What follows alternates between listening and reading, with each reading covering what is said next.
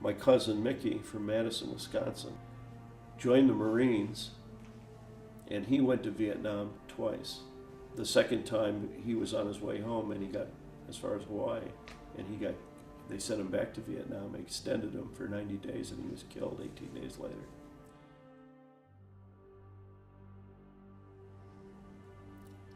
When you have a friend that goes off to war, that has an impact on you.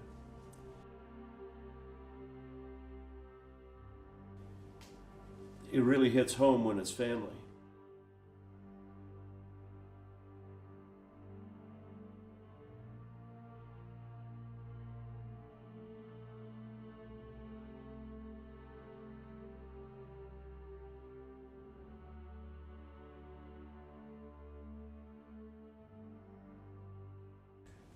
We played from one end of the town to the other. We rode our bikes all over the place.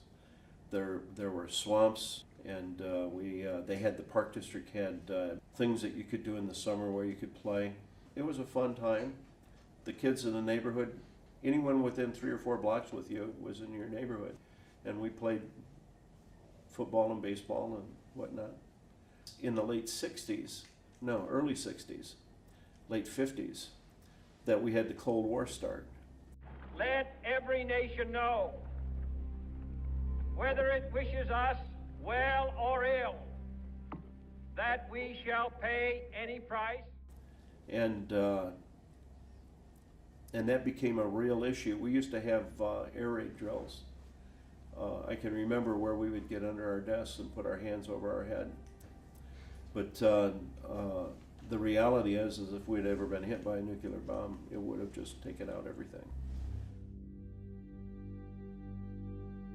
They didn't tell us that we needed to kiss our butts goodbye.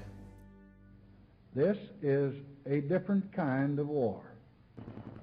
There are no marching armies or solemn declarations. But we must not let this mask the central fact that this is really war. It is guided by North Vietnam, and it is spurred by Communist China. Its goal is to conquer the South, to defeat American power, and to extend the Asiatic dominion of communism. This, then, my fellow Americans, is why we're in Vietnam. Well, Vietnam had already started like when I was in high school. So the Vietnam War was there. It was growing. That was about 65 or 66. So some of those things were happening in my high school years and my early college years. I didn't understand it, very honestly. You're kind of, I was a jock. I was playing ball. I was having a good time. I was in school. It got very real pretty fast.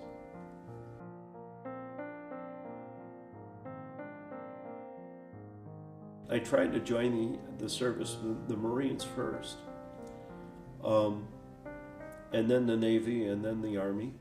We would get a train ticket into Chicago. At 4:30 in the morning, we'd leave, and we'd get downtown, and we'd go to Jackson Street for our tests and our physicals. And then from Jackson Street, we were done for the day. They gave us money to get a bus ticket back, and $5 for lunch, I think it was.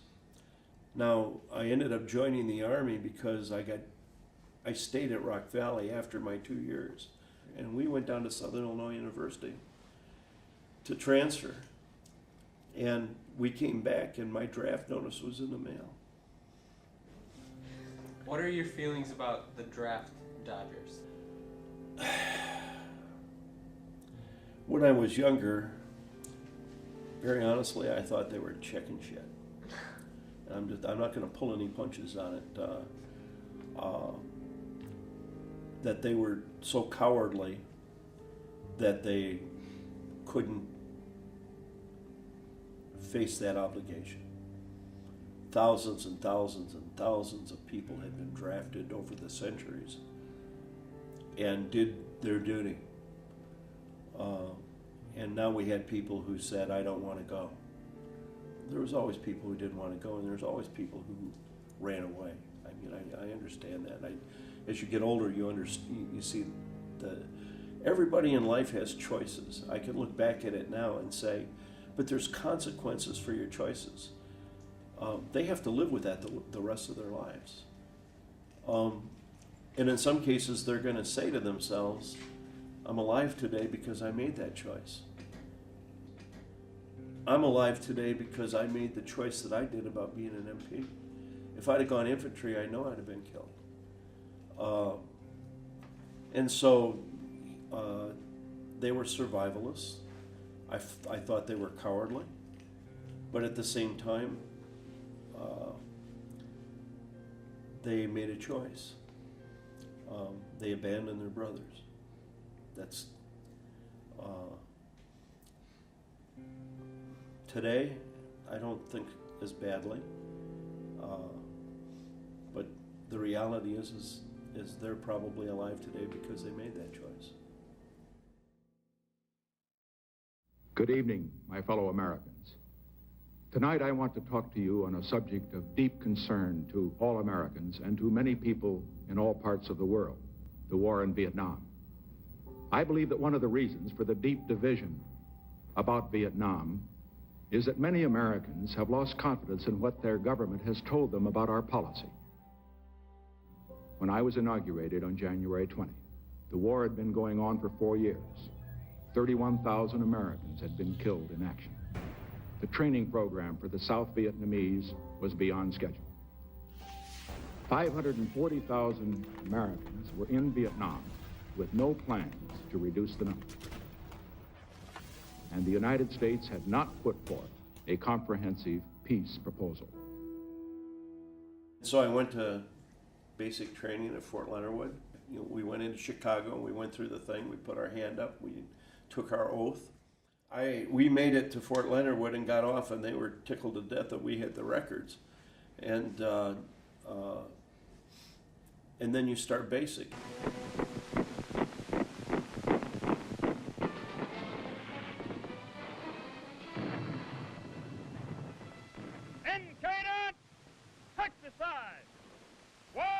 You get forewarned a little bit about boot camp. They're trying to whip you into shape. But it's not just physical shape. It's also psychological shape, and you don't know that at the time. You've got people screaming in your face. They want you to learn how to take orders, to do something that you don't want to do. So after basic training is advanced individual training, AIT. That's where I learned how to be an MP. But they taught me police work. I was very fortunate. We had 196 guys in my AIT. 2 of us were chosen for officers candidate school, and I was one of them. And so I thought, well, I'll be an MP officer. I'll be a lieutenant. So I signed up for officers candidate school. We as officers had to know how to use all these weapons in our lives. We had to lead men that were going to use these weapons. Every subject, every lesson has leadership meaning. I used to think that drill was just to learn how to march. But as an officer candidate, you're taught and you teach proper procedure in teaching drill. They came down and said only the top 5 are going to have a choice of their MOS, what they would be as an officer. Everybody else was going infantry. I had to do some real hard soul searching. Did I want to be an infantry officer? And I decided I did not. I decided that, number 1, I didn't want to be killed. But I decided, number 2, that I didn't want to tell a young man to walk point knowing that he'd be killed. That I was too young. I just turned 21. I was too young to be telling somebody to put their life on the line like that. I think I'm alive today because I made that decision.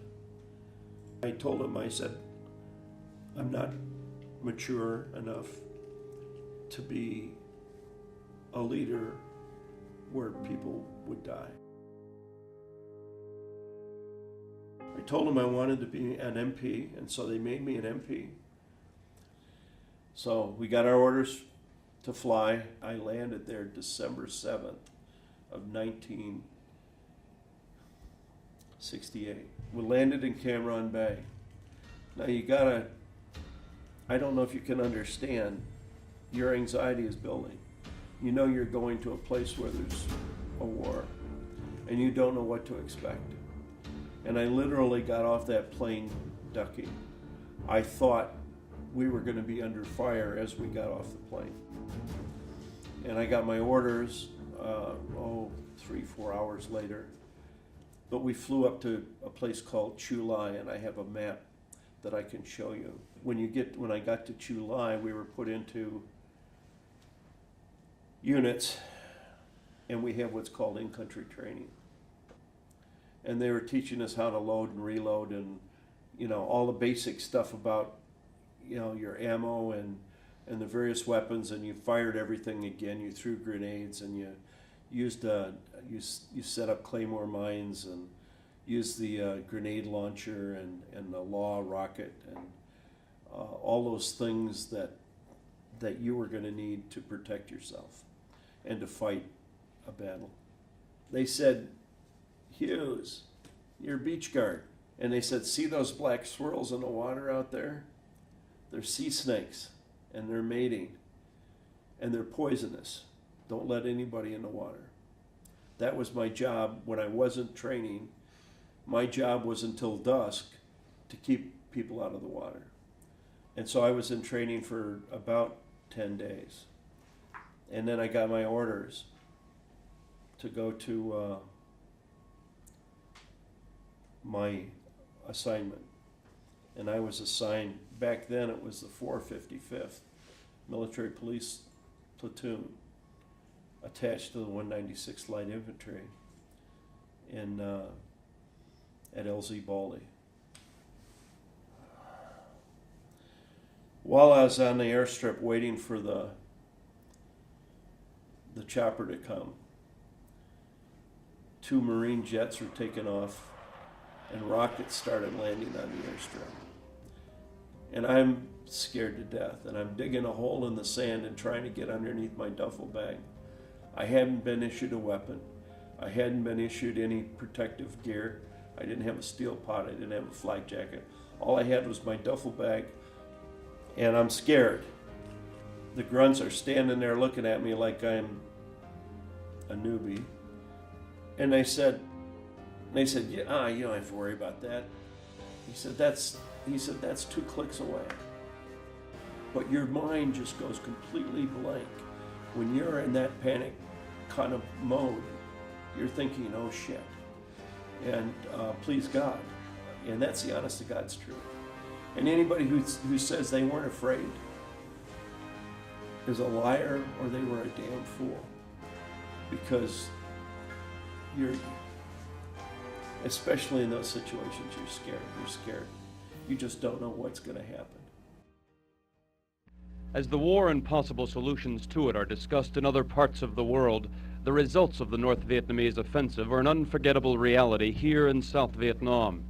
Long after the fighting stops, as it surely eventually will, all of this will remain part of the long heritage of the Vietnam War. I have a picture of an orphanage on a patrol going down towards Tam Key that used to be full of children. And one day we drove by and it was empty and all shot up, and they'd been killed. The nuns and the kids. And it's like, why? No matter what you represent, what ideology, women and children should not be victims. Should never be victims. I don't understand that to save my soul. And I've been trying to explain, even to my son, who just thinks we shouldn't be bombing, that these people are being trained not to be human beings. They're being trained to be killers. And they don't value life. And they don't value women, and they don't value children. They don't care if they kill a baby. They're being trained to kill you. How are you training yourself to survive that? They did for their country what we did for our country. Their country told them to go to war. And they, of course, the difference was they were killed if they didn't. But here are people, men and women, who did the very same thing that we're doing, representing our country. They're not bad people. They're people. They didn't want to do the things that they were doing. They did them. And we sometimes do bad things for the wrong reasons. In their case, it's survivability. When I see that picture that I have of that guy's leg hanging in the wire, I think, that poor bastard. The only reason he was there is because his country sent him there. The only reason I was there is because my country sent me there. People in and of themselves, by nature, are good, but by situation can do some horrifically terrible things. And we do that too. And we've done that. I've seen our troops do things that I'm ashamed of. And when I hear about things that we even do today, but our situation puts us in places where we do those, we make those decisions. So I don't hold any animosity towards the NVA or the Viet Cong. They're fighting for their beliefs the same as we're fighting for our beliefs. But that's what being a veteran's all about, is trying to make sure that you have a safe place for your children and your grandchildren to grow up in. And this country has been blessed that we've had that to some degree.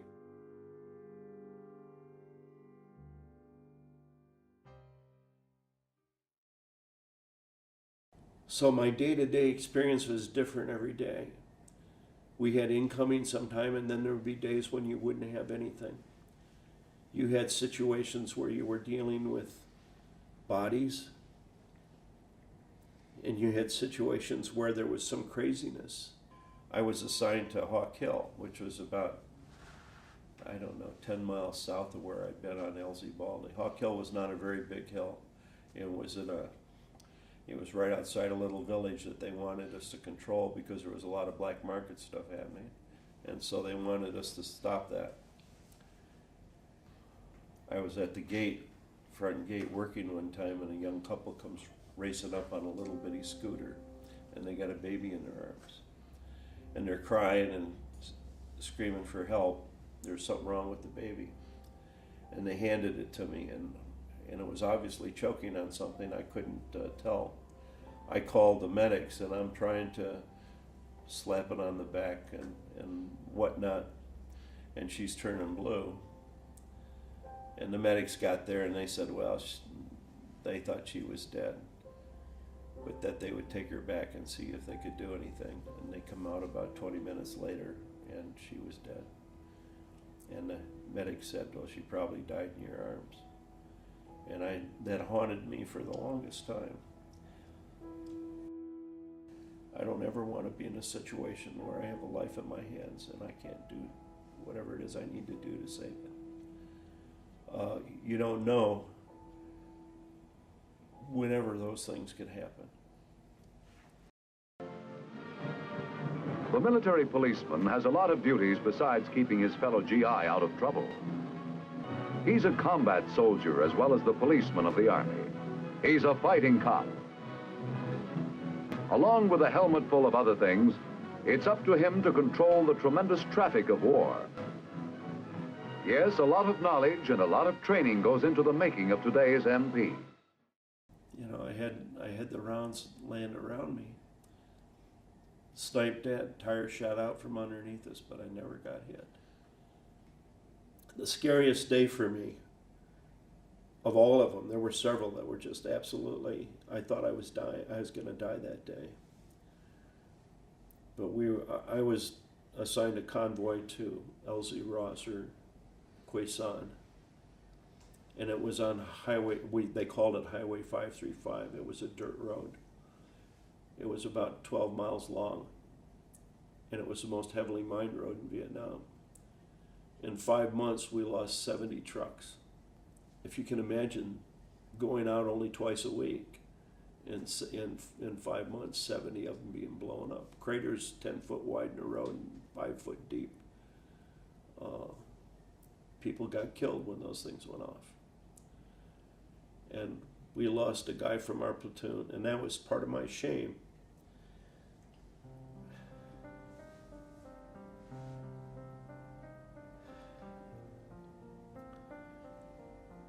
There's a kid from Connecticut who paid a guy $5 because he had never been off the LC, and he wanted to go in country.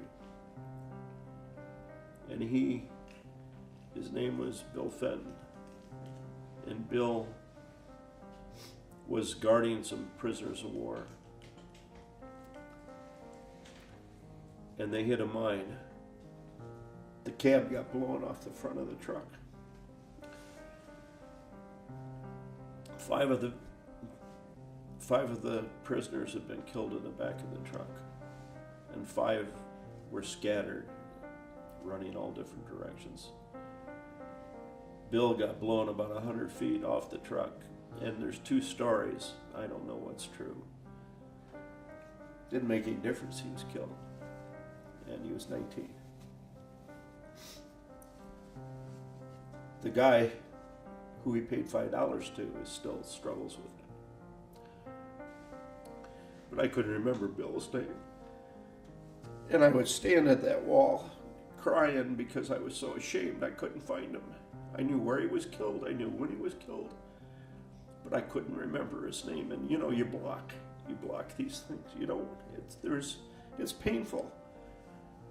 Bill Fenton, Connecticut. I promised myself I won't forget him again.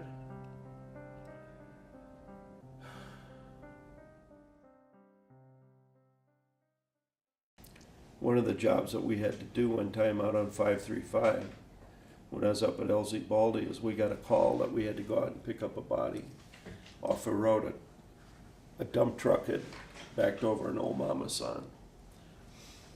And we had to bring her in so they could identify and pay the family for the death.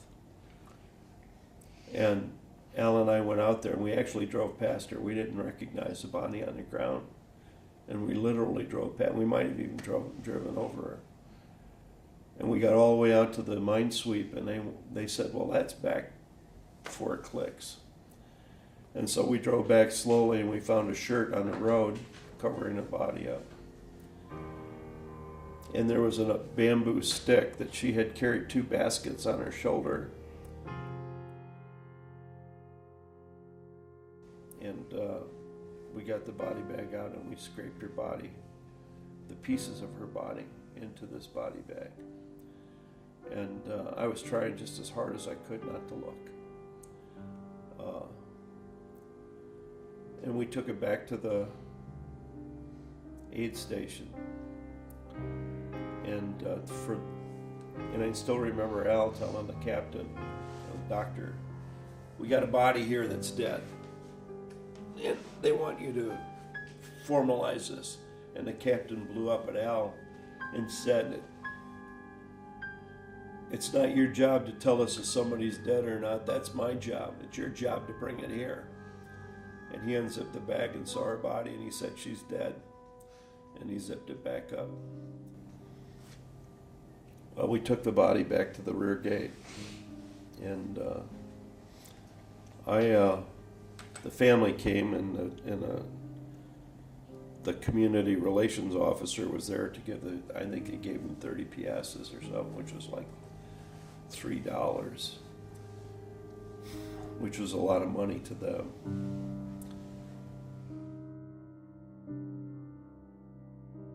I kept trying to tell the family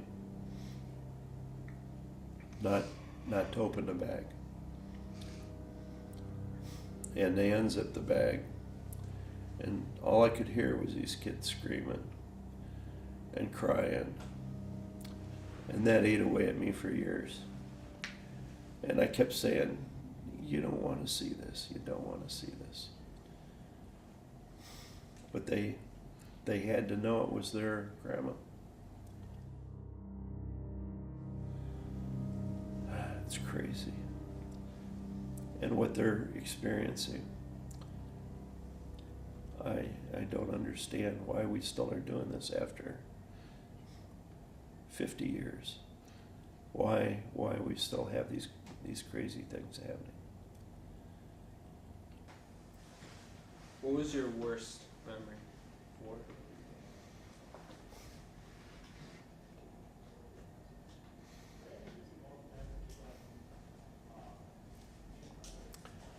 After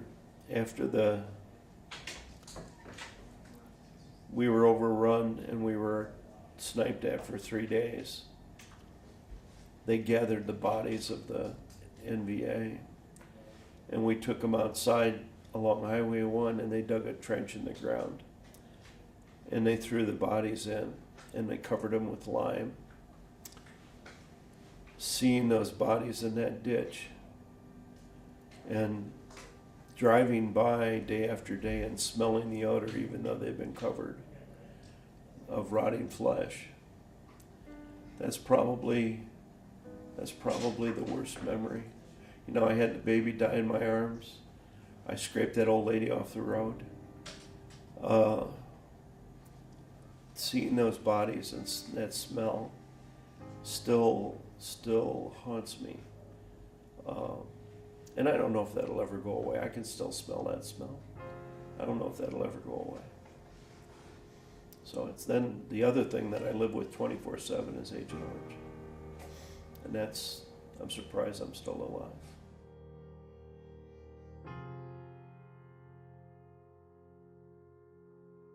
Yeah, given the dynamics that we were there, I saw a lot of things happening that shouldn't have been happening.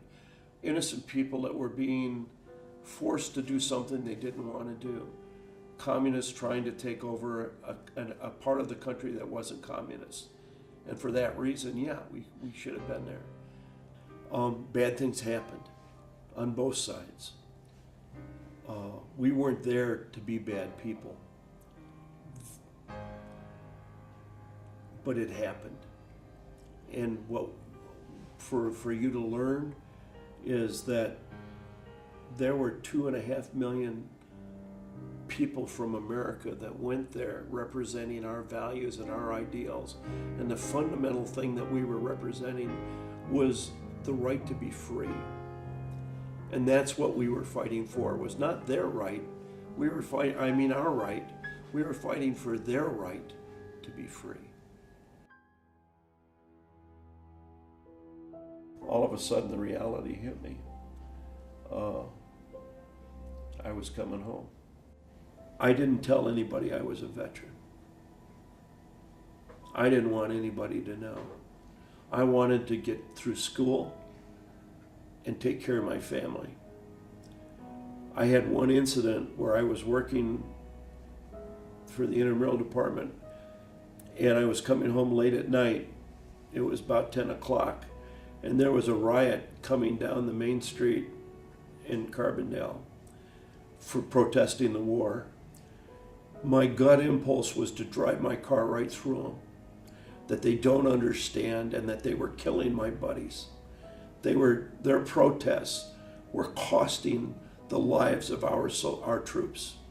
And although what they were trying to say was, we don't want this war, but they weren't protecting the people that were there. And that's what makes America unique, is we fought for our rights. And we can't let people take them away. That's what being a veteran's all about, is standing up for our rights, standing up for our children, standing up for our future. Please understand, that's the greatest gift that we can give you as veterans, is that you can be a free thinker. How did the Vietnam War change you? Yeah.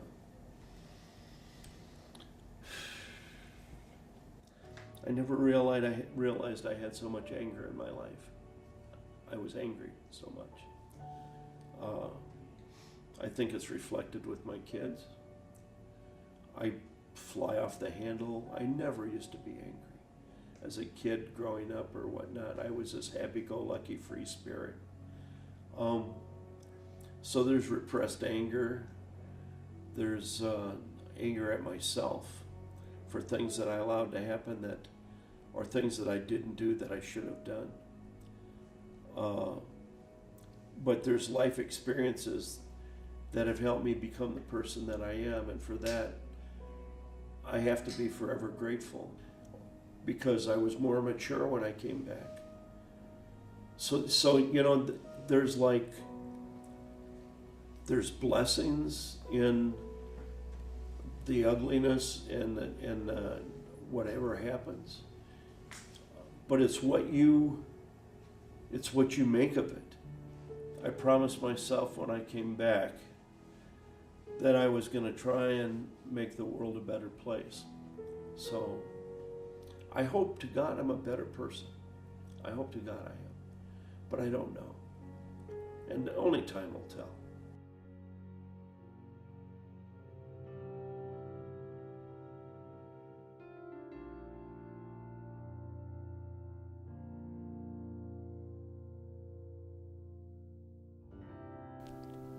This year has been such an amazing experience. I am so grateful for the Harlem Veteran Project for giving me the opportunity to meet Ray and to make something that I never thought I would be capable of. This class has made me more involved with school, but more importantly, more grateful for the many veterans that we have in our country. At the beginning of the school year, I was so excited to meet him. I called him as soon as I got his number and we met up for lunch at Chili's. He was so helpful and he was so friendly, and he was showing me all of his pictures and he was telling me all his stories. Raymond Hughes has such a special place in my heart, and listening to his story every day has been the highlight of my school year. I remember I was here after school for many hours trying to get it done because I was so excited to be in the next step of my documentary. I have met so many people and I have had so many friends throughout the year to help me with things, and I'm so grateful for all of those people that I've met. After all those hours working on this documentary, I finally finished it, and it's so amazing to finally have the satisfaction that I've made something for someone, and that's probably the biggest reward that I could ever have.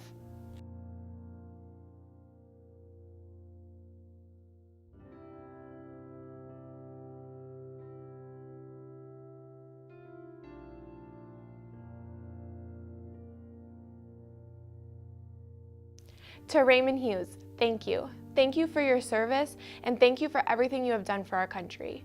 You are just as important as every single veteran out there, and I'm so blessed that I was able to make your documentary and share your story. Again, thank you, Ray, for everything you have done.